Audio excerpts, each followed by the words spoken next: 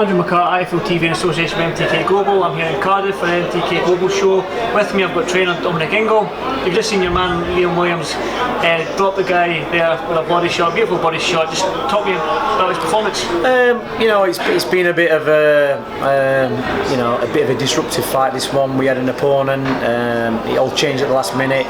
We went from fighting a guy at 11'10" to a guy at 12.5 stone, and Liam's been training to make weight. And he just made the weight, ready to go to the weigh-in, and it all fell apart. And I just said to him, look, keep your composure. You've put the weeks in. I don't want to fight. It's all over the place. So just take your time. You've trained 8 weeks. You've been in Sheffield. You took yourself away from home. You put the work in. Don't be losing your cool now. Keep composed. And he went through it. Got his weight up a little bit. The kid is a big guy, natural light heavyweight, tall, gangly arms. And luckily we've had a guy in the gym, Reece Cartwright, as a middleweight, very very similar to the guy that that Liam's boxed tonight. So it was we've had the ideal sparring for that fight, and the same shots what worked in the ring tonight, or were working in sparring, worked in the ring tonight. And he got lost his composure a little bit in the first round, pushing and shoving a little bit, which he don't need to do because he's got the moves, he's got the shots, he's got the boxing ability, and I think he just vented his frustration with everything what's gone before this fight. The ambulance disappeared. We had an half an hour delay, and then in the first round the rope snapped, and what more? You couldn't write it, but the thing is, like I always say, the only certain thing about boxing is the uncertainty, and luckily they got the rope back together. I went back to the corner and said, listen, you've got to get this kid out of here because this rope's not going to hold up. And thankfully he did, and then the rope snapped. If that fight had got called off or an abandonment, we wouldn't have seen Liam Williams for another 6 months. He'd have probably gone on a bender somewhere or jumped on a plane and cleared off because everything's just gone wrong. He'd be glad to get that one out of the way. He's had a good 8-week camp. He's gelled with everybody in the gym. He's put in a great camp. He's a lovely kid to have around. He just wants to fight, and hopefully now we can get him the fights and build him back towards a world title fight. I'd like to see him maybe back at some point, go back in with Liam Smith, undo that, and then move into a world title fight. He's certainly got the potential to do it. You touched about the sort of things that went wrong in this fight. How do you, as a trainer, keep your fighter motivated when his opponent changes, the guy's coming in heavy, the rope snaps, the ambulance disappeared, he's got half an hour wait before he's been told to? How do you keep him motivated? Because when you've been in boxing, I've been in boxing a long time. I've been around it since I was a kid. I was born into boxing. Fighters think it just happens to them, but it happens to everybody at every level. It happens in world title fights, British title fights, 6-rounders, 4-rounders. The things I've seen over the years at boxing shows what have gone wrong. You couldn't write it, and all you can say is, look Liam, just switch off, keep you calm. The name of the game is to get in that ring and do your rounds. Don't throw it all away. And this is not the first time. It's not just happening to you. And took a deep breath. No problem. And he just kept his cool and worked through it. And he trusted what I said, and it paid off. He's got the fight out of the way. He's satisfied his crowd and his audience and his fans. And now he'll be able to put that behind him. He's going to go away for a few days, blow off a bit of steam, then come back into camp, back training. He's going to go over to America with us, train with Billy, Kid Galahad, Jason Quigley. They've got big fights coming up in October. He's going to be with them training on for his next fight. Well, we'll touch on Billy, no doubt, in a couple of minutes, but I just want to say on Liam just now is you said there about the Liam Smith fight, but I take it you've watched his 2 previous fights. Is there anything that you've seen in Liam that you can maybe tweak as a trainer yourself to maybe get the nod this time against Liam Smith? Liam Smith is a good fighter. I've had lots of kids sparring, Kel Brook, Jason Quigley, and he's a clever fighter. He's been around from a boxing family, and in that fight, it was a close fight. I did expect Liam Williams to have a bit more and get on Smith and pressure him one. For me, I think he was winning the fight early on, and then his hands went, and that's always going to be a big problem because you've got to have a plan B, and there probably wasn't a plan B, I don't know, but I just watched that fight and it just slipped away from him both times. But it's a learning curve. Liam Smith's a little bit older. He's been in some big fights. He's probably coming to the end of his career. He's probably got 1 or 2 big fights left in him.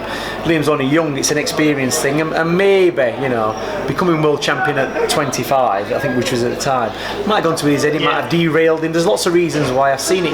Everybody thinks as a boxer that you've got to have an unbeaten record and be world champion. There's only a few fighters in the world, Joe Joe Calzaghe, Floyd Mayweather, who have them type of careers where they're unbeaten. It's not for everybody. There might be 1 or 2% of boxers. It's unrealistic to think that that's how your career is going to go.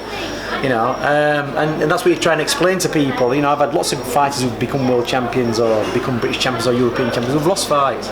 Loads of examples, and you can only relate them stories back to them and say, look, be patient. You might not be champion at 21, 22, 23. You might be champion at 27, 28, 29 when you're a bit more mature, you can handle it more, and you're going to look after it better. So that's where Liam's at. He's put them fights down to experience with Liam Smith. And he'll put it in the memory bank, put it in the experience bank, and the next time he comes to that situation. Do you think a title's needed for that fight? No, I'm not saying that fight's going to happen. I think at some point, Liam's just come out of a world title fight, got beat, but he put in a good performance, in my opinion.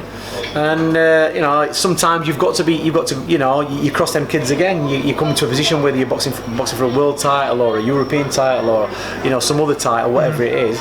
If the fight can be made and there's enough interest, well, why not? There's other fights out there. He's going to have to sit down with his management and work out where we're going to go. But at the minute, it's just a case of getting through this fight under a new trainer. It's your first fight as well, isn't it? The first fight, a new regime. Getting used to everything. He's fitted right in there, and we're just going to have to see what's next for him. You said he's going to go out to America with you, with Billy Joe Saunders, using quickly. So let's touch a little bit about Billy Joe Saunders, if you don't mind. He's got a tough fight against Demetrius Andrade. Yeah. How do you see that fight? Have you seen much of Demetrius? Yeah, I've watched a lot of him. I've seen him when he boxed Brian Rose. I've watched a lot of his fights. He's slick. Maybe his career hasn't gone the way it should have been. I saw his team out in California when Kell Brook boxed, and watching what they were doing and listening to them talking, and I just think he's one of those kids who hasn't really knuckled down on it, and he's gone from light middleweight to middleweight now. He's slick, he's tricky, and I think what he's got is better. Works better against an orthodox fighter. He's not boxed many southpaws. Billy loves fighting southpaw fighters. He's one of these. Not all southpaw fighters can fight southpaw fighters because they spend 90% of their career. They spend 90% of their career fighting orthodox fighters. So they very rarely come across southpaws. You don't often get it. And Billy's very effective against the southpaw. He knows how to handle him. He knows the shots. He says I actually prefer fighting southpaw. So I think it's going to work in Billy's favour. I think Andrade's style is more effective against orthodox fighters as it was against Brian Rose. And let's not forget, he didn't flatten Brian Rose. He stopped him on his feet. The nose injury he got in that fight was from a sparring session a year or so ago with Kell Brook. So he'd had a lot of damage going into that fight. Well, probably made it look a lot worse than he did. And no disrespect to Brian. Brian's a good fighter, but he's not on the same level as Billy. He's come good in recent years. He's come back from that and had good fights, but he's not the same fighter. Brian's one of those fighters. He is there to be hit. That's how he fights. It's the Manchester style.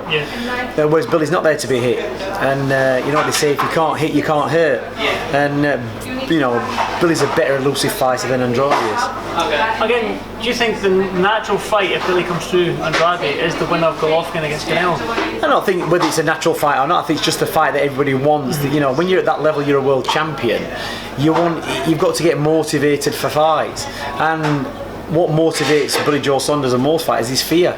The fear of getting beat or getting hurt, and that motivates you to do the fights. But Billy needs those big fights. He needs a Canelo or a Golovkin, to motivate him, because he's a world champion. And you want to be fighting, you want to measure yourself against these other guys, and let's be fair, Golovkin's not going to be around forever. Alright, Canelo's a bit younger, but Golovkin's not going to be around forever, and that's probably the fight that Billy wants. Yeah, I think, let's touch on that Canelo-Golovkin fight before I let you go, Dom. Who do you think will win? Who do you think comes up? It's funny, I only tend to watch boxing when I've got... I didn't watch the first fight till I didn't stay up and watch it. I'll watch it afterwards. I only started really watching a lot of Golovkin stuff in the build up to him fighting Kell Brook. Obviously I'd seen him with Martin Murray. I watched the Martin Murray fight. I saw him against Matthew McLean. Seen him in a few other fights. I thought he's a tough kid. And then you pay more attention when you have to fight these guys. But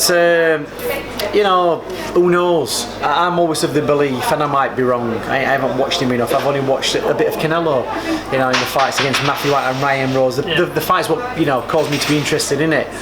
And you look what Floyd Mayweather did to Canelo. He absolutely schooled him, a smaller guy. But Mayweather didn't get a draw against him, did he? He beat him easy. So you have to look at them. You look at Mayweather, you look at Golovkin, you look at Canelo. The fighter who's going to beat Canelo is one who's going to be elusive and tricky, not somebody who's going to stand toe to toe with him. Mayweather was a smaller guy, a guy who originally came up from super feather, up to 10 stone, up to 10.5 stone, and still, easily beat the guy. So, the type of fighter who's going to beat Canelo is a Billy Joe Saunders type, he's a Floyd Mayweather type. It's not necessarily somebody who's going to stand there toe to toe with him. And unless something's drastically gone wrong with Golovkin, I think this time Golovkin will beat him, because I think that if you don't beat Golovkin the first time, you're not going to beat him. And he's in America, it's a partisan crowd, and he was given a draw. So that to me says that realistically, Golovkin should have got it. You know what I mean? If that had been in Kazakhstan, wherever Golovkin's from, that same fight, Golovkin would have got the fight. He would have got it, probably by a landslide. So let's just wait and see. I don't really like to predict, fights. I tend to be able to predict ones that I'm interested in, ones my fighters have thought I'm going to fight. But as the likes of Golovkin and Canelo, it's anybody's guess. But I'm thinking, maybe wrong, that he's probably going to edge it just a bit. It's going to be a close fight. It could be a split decision. It could even be another draw. But I think, as long as it's a good fight, whichever way the decision is, if it's a good fight, that's all that matters. That's all that matters. Well done. Appreciate you doing this Fight on TV, and hopefully catch up with you soon. No problem. Thank you very much.